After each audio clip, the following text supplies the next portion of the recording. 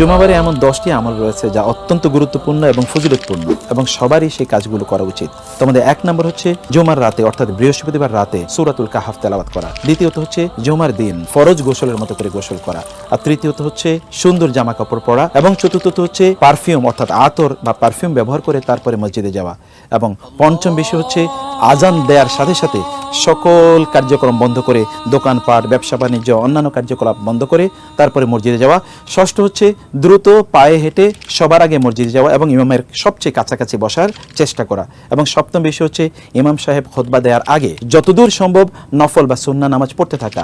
অষ্টম বিষয় হচ্ছে মনোযোগ দিয়ে খুতবা শোনা, কোনো ধরনের এদিক সেদিক না তাকানো অথবা কারোর সাথে কথাবার্তা না বলা। এবং নবম বিষয় হচ্ছে রাসূলুল্লাহ সাল্লাল্লাহু আলাইহি ওয়াসাল্লামের উপর বেশি বেশি দুরূদ পড়া।